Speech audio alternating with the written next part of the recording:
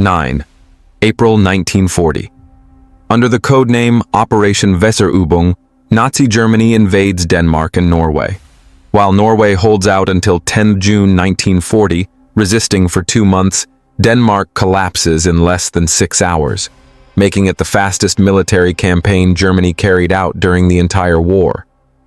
At first, the Nazis attempt to cultivate cooperation with the Danish population they consider fellow Aryans. Yet the tone of the German occupation changes in early 1943.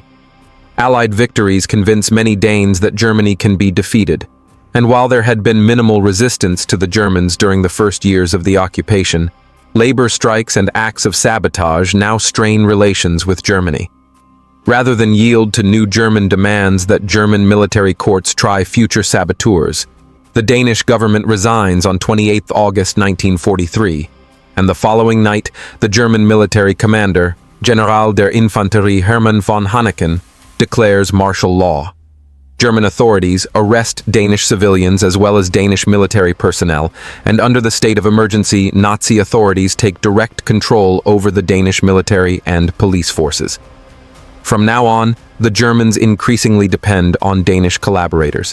One of the most fanatical Nazis in Denmark, and head of informers of the German secret police, the Gestapo in Copenhagen, is Ib Birkedal Hansen.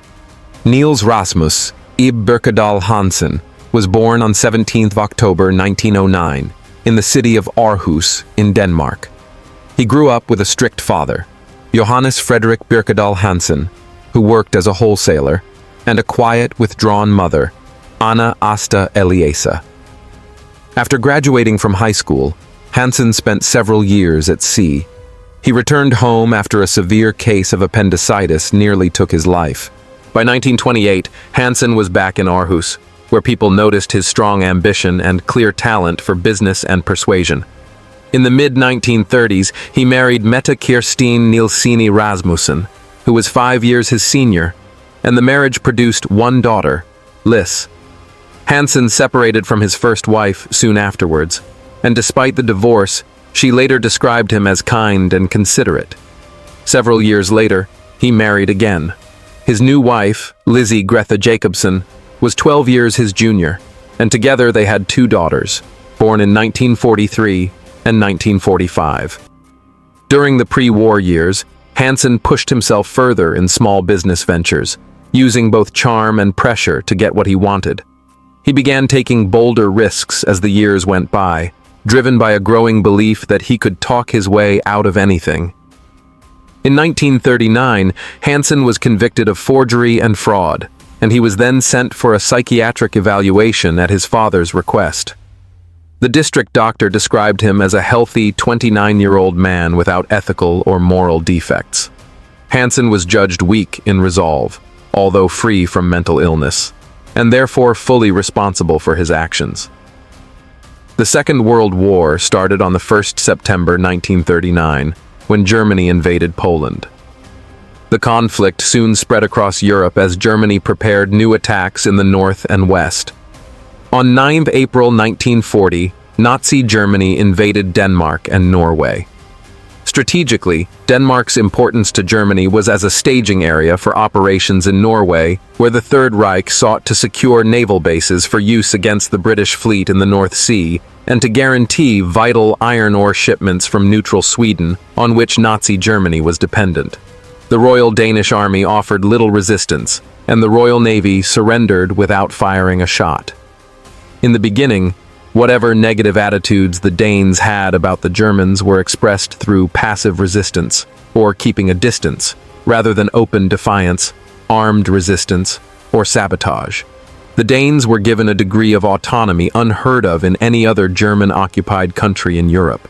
Although Germany dominated Danish foreign policy, the Germans permitted the Danish government complete autonomy in running domestic affairs, including maintaining control over the legal system and police forces. In the summer of 1940, Hansen traveled to Germany to look for work. He spent time in Hamburg, where he worked for the Gestapo, the Nazi secret police. On 20th May 1941, his father died at the age of 65, most likely in Aarhus, in German-occupied Denmark. The exact cause of his death remains unknown to this day. In 1943, Hansen returned to Denmark and became an interpreter for the Gestapo in Copenhagen, the Danish capital. This happened during a period of growing tension between Denmark and the German occupiers. Between April 1940 and August 1943, Danish attitudes toward the Nazis underwent significant change. German demands kept escalating until the Danes were no longer willing to compromise or rely only on passive resistance and the cold shoulder technique. By the autumn of 1942, the Danish resistance movement began to gain broader support, and in the summer of 1943, sabotage, reprisals, strikes, and street unrest spread across Denmark. In addition, many Danes were frustrated with the Germans because they were experiencing food shortages. Hansen advanced quickly within the Gestapo and soon gained authority over a permanent circle of trusted collaborators who became known as the Birkedal Group. As their leader, he used them to hunt down Danish resistance members and to decide whether captured individuals would be interrogated or killed. Hansen built a reputation for harsh discipline and for demanding absolute obedience from the men who served under him. He also became known for the extreme brutality he used during interrogations, which made the group feared across Copenhagen. Hansen carried out torture in a direct and primitive manner. He forced his victims to lie bent over a table while he beat their back and buttocks for as long as he believed necessary. He did not use complex or elaborate methods. He struck with whips, wires, truncheons, or any other object at hand, and at times pressed a burning cigarette against exposed skin. Hansen relied almost entirely on continuous beatings, and this alone caused severe injuries or death for many of the prisoners. He often continued the torture for hours, and because these methods frequently produced information that led to new arrests, his standing within the Gestapo increased rapidly. Hansen commanded a group that operated with a large and flexible budget, which allowed him to build an extensive network of informers, helpers, and enforcers. He used this money to recruit individuals who intercepted messages, identified suspected resistance members, carried out arrests, and assisted during interrogations. Hansen's men also took part in torture sessions and, in certain cases, carried out killings on his orders. It was a mixed collection of Danes who had, for many different reasons, become the extended arm of the occupation authorities. Most of them were not committed Nazis. They worked for the German secret police because chance or personal misfortune had placed them in that environment, and because Hansen's influence was extremely difficult to escape once someone had entered the circle. Hansen did not rely only on men. He also drew several women into the group, and they played a special and dangerous role. Many of these women were drawn to his drive, brutality, and in some cases, his charm. They became loyal to him and allowed themselves to be used both as sexual partners and as decoys.